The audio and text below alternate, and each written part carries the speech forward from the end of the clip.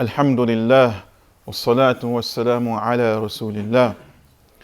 My brothers and sisters, during the time of Rasulullah sallallahu alayhi wasallam, there was a period that was one of the most difficult periods for the believers. This was the time of the boycott, in which the believers were boycotted from an economic level, from a social level, from a political level. They were deprived food and drink. They were deprived social marriages. They were deprived political power, to the point that for 3 years they had to eat leaves. For 3 years, as Bilal radiallahu anh describes, their stool was like the stool of goats. It was so small because they had nothing in their stomachs. 3 years of injustice. But subhanallah, when you look to what brought forth the relief, it started with one man. One man by the name of Hisham ibn Amr, in which this man, his heart woke up. His heart woke up and his humanity came back. And he started to recognize the injustice that they were perpetrating. He was from the Quraysh, from the Mushrikeen. And he recognized himself on the other end. What are we doing to them? And he would secretly bring supplies to the believers. But when his heart woke up and he finally said, you know what? I'm taking a stand. He gathered other people that had the same sentiment.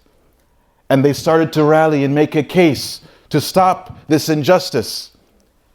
And eventually, this became the catalyst of bringing forth the relief of the believers. And I mention this, my brothers and my sisters, to remind us that sometimes it just takes one heart. Sometimes it just takes one heart that wakes up, whose humanity comes back to it, that brings forth so much change. And what that reminds you and I is that beyond the donations and the political activism and the calling the White House, one of the most powerful things that we should be doing is calling people to Allah. Calling people back to Allah. Because with Allah is where the hearts are revived and softened and wake up.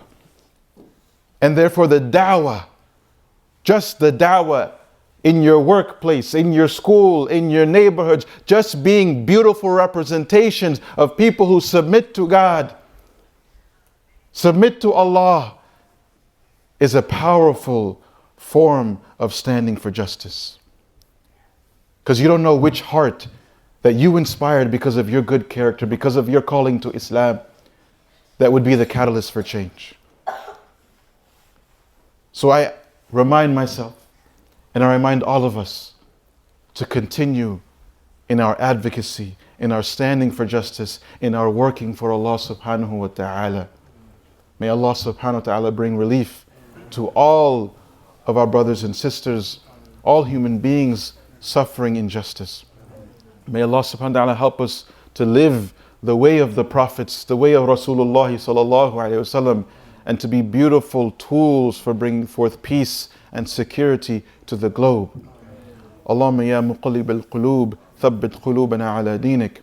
ربنا لا تزغ قلوبنا بعد إذ هديتنا وهب لنا من لدنك رحمة إنك أنت الوهاب. اللهم انصر إخواننا المستضعفين في فلسطين وفي غزة وفي كل مكان يا رب العالمين. اللهم كن لهم عونا ونصيرا ومؤيدا وظهيرا. اللهم اجعل لهم من كل هم فرجا ومن كل ضيق مخرجا ومن كل بلاء عافية برحمتك يا أرحم الراحمين. اللهم صل وسلم وبارك على محمد. سبحان ربك رب العزة عما يصفون وسلام على المرسلين والحمد لله رب العالمين. قم الصلاة.